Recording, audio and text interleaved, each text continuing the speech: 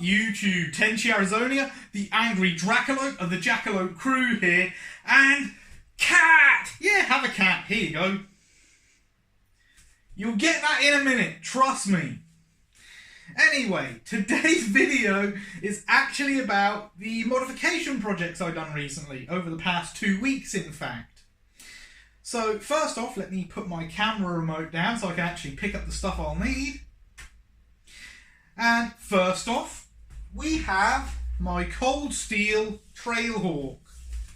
Of course, you can't really see what I've done to it because the mask is on and I keep moving it. So, what did I do to this? Well, I'll take the mask off, throw that over by the camera, and here you go.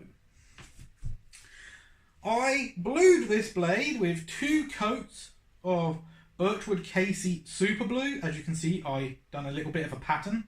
And it shows up really well because I am in the kitchen and there's a big window right in front of me. There's the other side. So yeah, as you can see, that turned out really nicely. I completely blued the hammer pull on this because I really did not like it as it was, which was plain steel basically. Like the edge I have now and the little designs in there. And yes, it is done like this on purpose with the bottom and top on one side and the bottom only on the other. Really like how this looks. Gotta admit, that turned out really well. One thing I do not like is the set screws that Cold Steel put in their fucking tomahawks. Listen, Cold Steel, you don't need the fucking set screws. You don't need them. A tomahawk head should be fit on by one thing and one thing only, and that is friction. When you are swinging the tomahawk around, I don't care how hard you swing it, that head ain't coming off. It's just going to get tighter on the haft. So save yourself a little bit of money in the manufacturing costs, ditch the set screw, and don't drill a fucking hole in the head for the set screw. Just have it both sides the same. The heads will be perfectly fine held on with friction alone. Trust me on this. That's how they were done historically. You don't need a friggin' set screw. Anyway, enough of that rant. As you can see, I still have to modify the haft of this tomahawk. And I've got to sand it down first because it is relatively rough. After that, I'm thinking I might use my Dremel to carve some symbols in there or something. Maybe Native American symbols, given that this is kind of similar to a pipe hawk. So yeah, gotta do some modification work on the haft of this tomahawk still. But the head is done how I like it. I'm really happy with the head, in fact. Came out darker than expected, but yeah, came out well, didn't it? And for those of you paying attention, that is the C in cat. The second part, and it kind of ties into this as well as the other item, is my action camera. Don't have it at hand, but I have an SJ4000 action camera. And I could have used that to record the processes I went through when I modified this and the other item, instead of just doing videos showing parts of the work that I have done.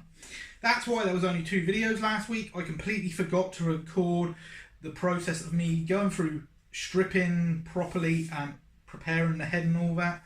So you only saw the finished result. I could have actually done a video on the bluing because honestly, this blues right before your eyes. It takes about 30 seconds. That's it. Fucking amazing stuff, Birchwood Casey Super Blue. Anyway, got a bit lazy and forgetful and forgot to record the processes involved in both my modification projects. So C, the Cold Steel Trailhawk, A, the action camera, which I forgot to use. And now, let me just put my tomahawk down and put my hand behind me and pick up my last project. Well, actually, this was the first one, but I'm doing it in reverse order. The Cold Steel Trailhawk, was the second project I done, but I showed you it here in this video first. This was the first project I done. You're getting shown it second, and that is my Tops Tybo in the Carry Customs Speed Racer scales. Again, I went through the same processes as this as I did the Cold Steel Trailhawk, and again, like a fucking idiot, I forgot to use my action camera to record me doing the work. I only showed you progress reports, basically, and then showed you the finished product. Anyway, here's a better look at the finished product because of that big window right in front of me. Again, 2 coats of Birchwood Casey Super Blue. You can see the edge is still nice and shiny, and the spine has a nice shiny spot. And honestly, I forgot to mask this bastard off. So I had to hand sand that part there with 240 grit sandpaper, followed up by 320 grit, and I also had to resharpen the edge on a ceramic rod. Nothing major, just a couple of swipes, and then strop it to get the cutting edge back shiny. But yeah, that's my Tops Tybo. So for those of you who are paying attention, Cold Steel Trailhawk is C, the action camera is A, and the Tops Tybo is T. What does that give you? It gives you a cat! Right there!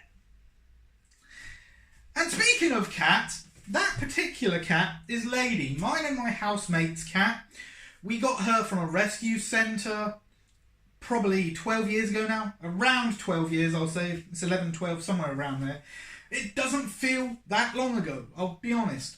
And honestly, she is one of the most laid back, relaxed, sociable cats I've ever known. And that's saying something, because I've had cats most of my life. Anyway, that's enough rambling from me. I'm not going to pimp my YouTube channel stickers today, because you've seen enough of those apparently. And honestly, if you want to see something more interesting, check out my Instagram. You'll more often than not find stuff on my Instagram then that is not on my channel. So if you want to go check that out, you can find me over on Instagram at the Angry Dracolope. Anyway, that's all for now. If you like it, please subscribe, comment and share, and remember, be good to each other.